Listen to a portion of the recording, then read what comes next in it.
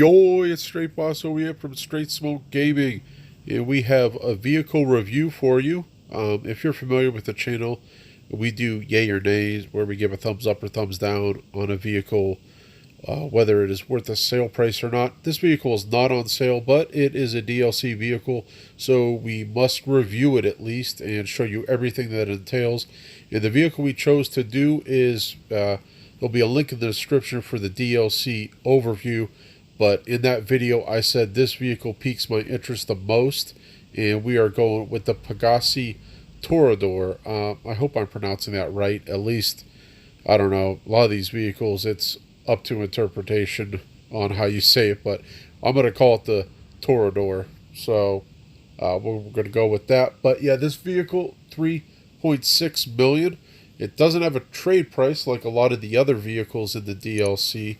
So that makes it stick out a little bit too, is, you know, there is no trade price. You're going to be paying $3.6 million for this regardless. So it is a submarine car, so that's unique about it as well.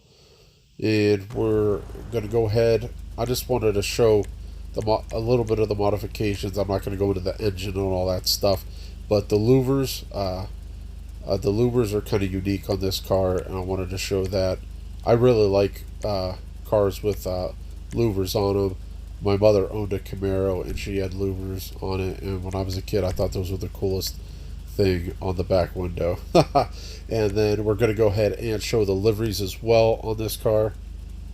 And I really like that Pagasi stripes. I think that's the best looking livery, but I will show the rest here. I end up going with the Pagasi stripes. But another thing that's pretty cool in this modification is you don't need to pay for the missiles. The missiles come right on it, so that's nice. As well as something I could tell you, your secondary color on the modding does take over the bottom of the car, so you almost want your secondary to be the primary color as well, especially if you're going to go with a livery that affects the color of the car. So, alright, so here we are, we're driving. I'm doing a MC supply here, and it was raining, and I thought this car handled really well, even in the rain. So that's why I went ahead and I clipped this, because I was impressed by how it handled in the rain, and it is pretty quick. You can see it. This car does offer a boost, so that's another cool thing about this car. It has a boost, and the boost refills fast, as you can see there. And this car handles pretty damn well. A car with missiles on land, you think the Luxo, you know, when you're driving it, but I think that car handles better than the Deluxo, based on how fast it is. All right, now we're going to go ahead and do a little bit of defense talk. The bullet resistance, you can see here. I was showing there that most of the door is a window. Most of the door is a window, so you're not going to have much cover from bullets there. But most times you're going to get shot through the windshield. As you can see there, I take out orb smoke through the windshield rather quickly. Now, some cars offer some bullet resistance against NPCs, and they don't against real players. So I went ahead and wanted to test this out and see if NPCs can shoot through. And as you can see here, there's not much bullet resistance against NPCs as well. They eat through my armor rather quickly, and they end up dropping me to half health before I eventually just get out of the car and handle business. So the bullet resistance is not there, as we kind of figured that. I mean, just looking at it, you can kind of tell it's not going to be a thing. But most importantly is the explosive resistance. Here we got orb smoke with the almighty Mark II, and he's going to be taking me out here. We're going to see how many. There's 1, 2, and 3. Opens up a door. 4. Okay, you're on fire at 4, so you have a chance to get out and bail out at 4. There is no countermeasures on this car, so it goes up in 6, and it gives you a warning at 4. Here we're doing a little bit of a speed test, going against Mark I with the boost, the Toreador with the boost, obviously, and going up against a Vigilante with the boost. Okay, we wait till the flare hits the ground. Here, the Vigilante does pass me with the boost. The Mark II was a little bit behind, but looks like the Vigilante is the king of the boost as far as speed goes. So it looks like that's going to remain the same. I might have been able to even get a little bit closer if I would have had my radar up and let me know when I could do the boost again. I did try to spam it as much as possible though, so. But yeah, it hangs in there. And here I want to show this submarine car does have our sonar, just like this the sub. So it does have a sonar to go ahead and go after those hidden treasures that are deep in the water, or not always deep in the water, but.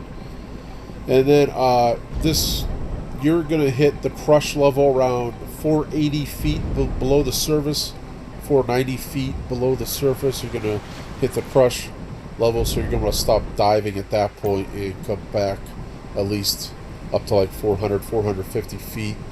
And here we're just showing how you could. This car handles pretty well. The boost works in the water. It's got me back up to the surface. And if you do it right, if you get close to the surface and go ahead and hit the boost again, you can do some great white shark breaching of the water here, which is pretty cool. Pretty sharp to watch. And but yeah, this car is pretty quick in the water because of the boost. So I want to say this is one of the fastest submarine type vehicles in the game because of the boost. The boost refills quick in the water as well. Here we're doing I got a buddy of mine in a Mark II, as you can see there. He's hanging around me, and he can lock on, as you can hear. He's locking on. I was about 20 feet of water, and he fired a missile, and even though he's locking on, it misses in about 20 feet of water. I want to say once you get to like 15 feet of water, I think you're safe from the missile hitting. They can lock on. If you get within the 10 feet here I stayed right at 4 feet, right on the beach floor there, 4 feet. And if it moves your car like that, it counts as a hit. So keep that in mind. But once you get down to, I'm going to say 15 to 20 feet, you might be able to still be locked onto, but the missile's not going to hit. The water is going to eat the missile for you. So this is a little similar to the Stromberg here with the, getting the water for cover, diving down just a little bit, and you're going to be safe from missiles. Now here I am locking on to the Mark II, and you do got to get to a little bit of shallow water here in order to lock onto the Mark II. So you are putting yourself at risk to get to shallow water to lock onto them. But remember, you can take up to 6. So, and here in order to lock onto the Mark II, you got to get to the shallow water, but you do take down the Mark II. Granted, he wasn't using countermeasures. Chaff would have probably prevented that kill, but we were just showing whether it can lock on and have the missile shoot up out of water, and it does. So, similar to the Stromberg, it is capable of that, which is pretty cool. That'll keep those Mark II assholes at bay. Hopefully, anyways. And the here's a cool thing. This might be the best thing. As you can see there, I had my buddy get into my Toreador, and he's appearing as a single dot on the map. This is a weaponized vehicle, guys. Weaponized vehicle that is just a dot on the map. So this is something to keep in mind. You can see there's another buddy of mine. He's in his Sparrow, and there's my other buddy in my car. It just shows a car icon, like my personal car icon. But yeah, that's just a single dot. So be careful. Yeah, I mean, you better, just like how you roll up on the Night Shark and it's just a dot, and you try to, if you're trying to screw with someone, yeah, they're explosive resistant. So yeah, this vehicle on the map is just a dot. So be careful if you're trying to roll up on someone. You might end up taking a missile right to the grill because you're not going to know that they're in this thing. So keep that in mind. That is, I don't know, guys, that's possibly a game changer. So, all right. Well, that's it for the review. I hope you liked it. If you did like it or learned anything, please drop a like. I would appreciate it. And definitely subscribe for more GTA 5 online content and as well as DLC content. We have a very big week as we have the schedule here posted. All right, well, or we'll see you tomorrow.